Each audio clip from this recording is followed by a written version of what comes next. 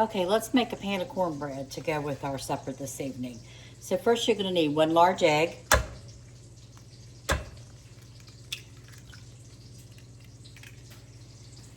Then we're going to use our cornmeal. I use a self-rising cornmeal and I use Hudson cream. That's my favorite. That was my grandmother's, that was my mother's. That's just what we liked. It's a very good flour. You use what you like. There's different brands of cornmeal out there. There's different textures of cornmeal. There's coarse, there's light, there's medium. Hudson cream is a light texture, and that's what we like. I really like it. It never fails me. It makes delicious cornbread and fluffs up so nice. So this is 1/4 of a cup, so I'm going to put 4 to start with. So that's at least a cup. Let's put a couple more so that we know that we'll have 1.5 cups in here. Now I do not make a lot. I make a small pan for Tim and I because it will go to waste if I make a bigger pan. So I think I'm going to put just 1 more, and I think that's all that I'll need of the cornmeal. Now the cornmeal self-rising mix already has salt in it, already has the baking soda, baking powder. It's already in there, so you don't need to add it. You will need to add some fat, so I use vegetable oil.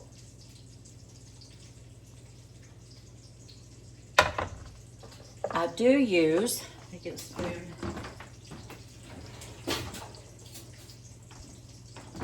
I do use just a couple of small spoons of sugar.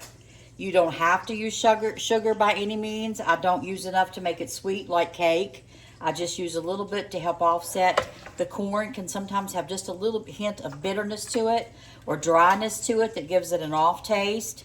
And then I use buttermilk. So to me, the sugar, the little bit of sugar that I use offsets the taste of the corn and does not cause it to, I've heard some people say, oh, I don't want my cornbread to be like cake. Well, this isn't cake. It's made with cornmeal, and it only has less than 2 tablespoons of sugar in it. So this isn't cake. This is cornbread. So then you want to use your whole milk buttermilk.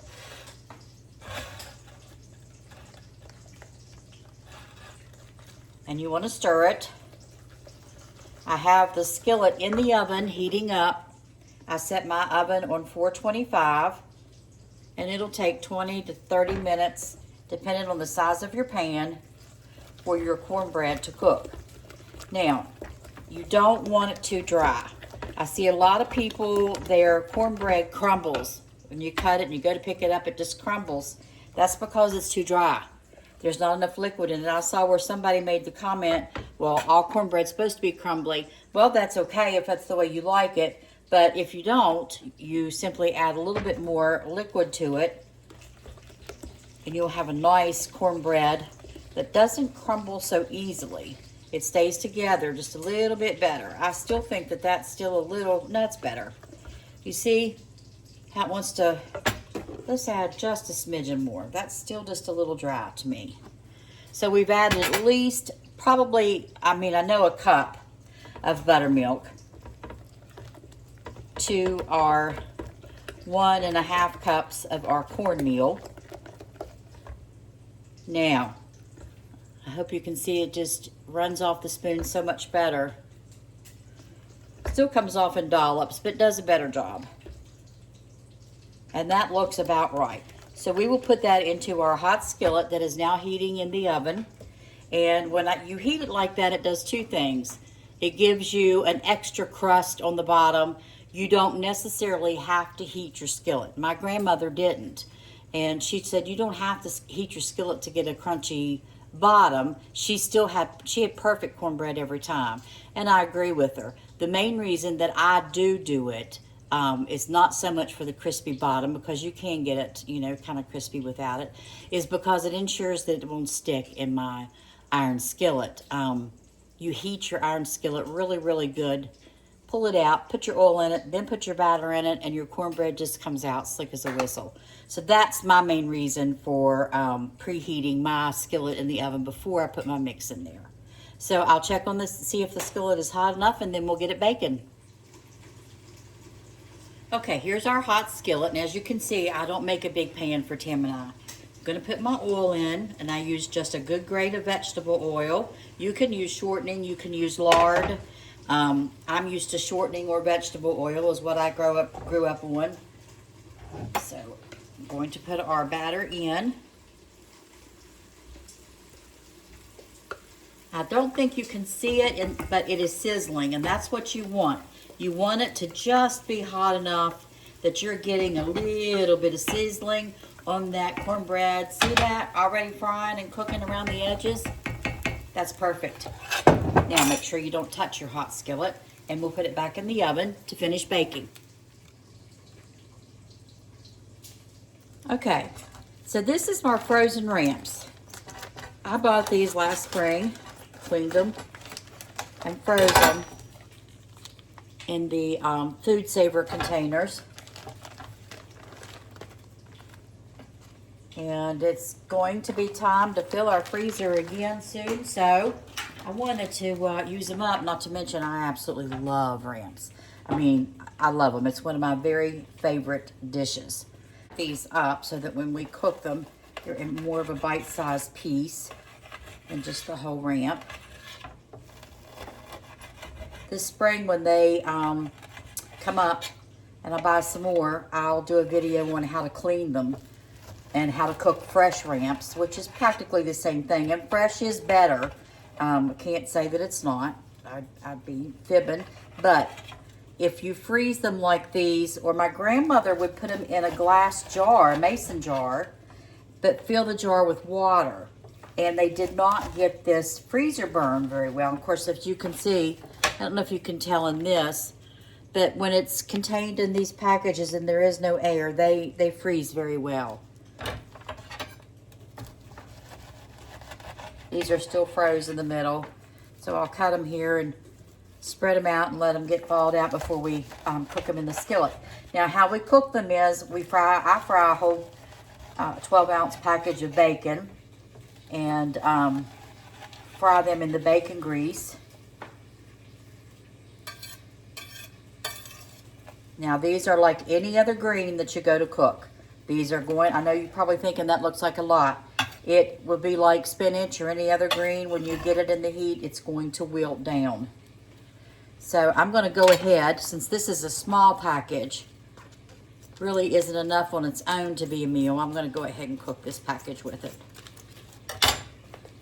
And that way, I can have leftovers tomorrow.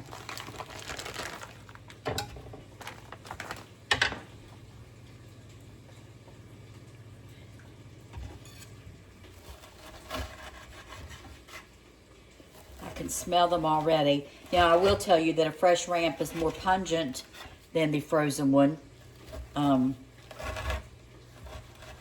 my grandmother, when she fixed them, fresh ramps, she would boil them or parboil them actually in some water, and that put off a lot of the odor, and it also took away from some of the a really heavy taste of the ramp, which I don't mind, and neither does Tim, because I like the small ramps. As you can see, the bulbs here on the end of these ramps are not very big. See that's very small. And a lot of people wait until up in April, the end of April, to harvest their ramps, and the bulbs are bigger. And that's not nearly, to me, I don't like those as well. They're not as tender, and they have definitely a more pungent flavor to them, stronger flavor to them. So we're going to let these thaw out here. I've got my bacon cooking, see if the grease is ready, and then we'll cook our ramps.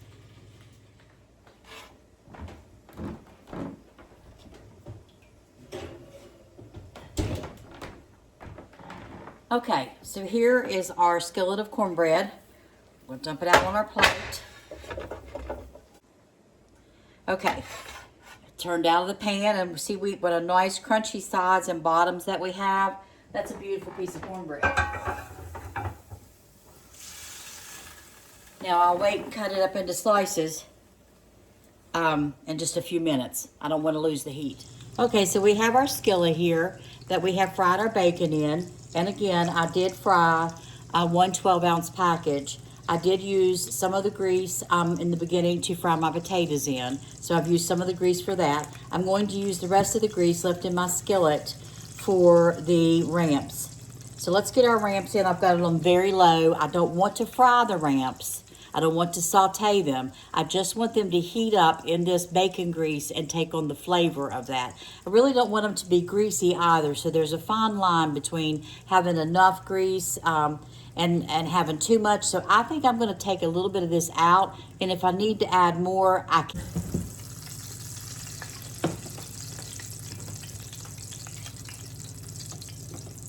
Okay.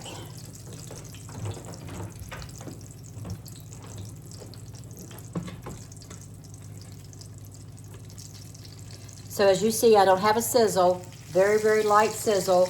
That's what I want because I don't want to, again, I don't want to really saute these or fry them in any way. There's one that has a dark leaf.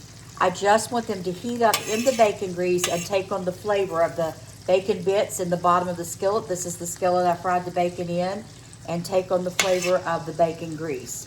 If I don't have enough that I feel like is coated all of these well to give me a good flavor, I'll add a little bit more of my bacon grease back in it. All right. Now we're going to salt them just a little bit. I'm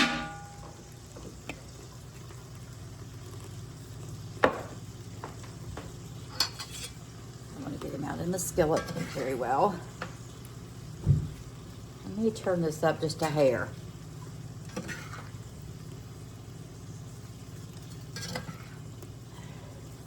So you see, and this will even shrink down some more. This will wilt down some more. You see how much those 2 packages made of the ramps. They're like all other greens. They will wilt. Okay, so I'm going to put a lid on these and we're going to watch them for a few minutes and see if we have enough grease in them. Okay, I'm going to scramble up an egg with a little bit of milk in it. Most people will scramble several eggs in their ramps. I'm not a fan of eggs. They actually hurt my stomach, so I usually try to leave them out. I'm going to put this one in it to show you that it is traditional to cook them this way. It's how most people cook their ramps. Some people make them in some type of a sausage casserole with a lot of eggs. I think it's like a quiche. I can't eat that, so I've never even tried it. Some people say it's really good, but I couldn't tell you because, again, I've never tried it like that. I want a little bit of salt.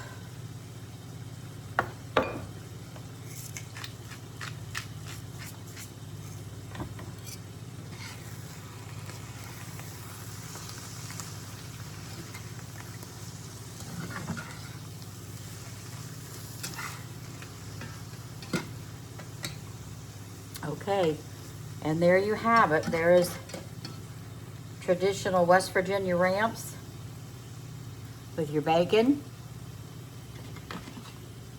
your crumble up on top of your ramps, your side dish is your fried potatoes, and then of course your cornbread. And that's your meal. Thanks y'all for watching. See you next time.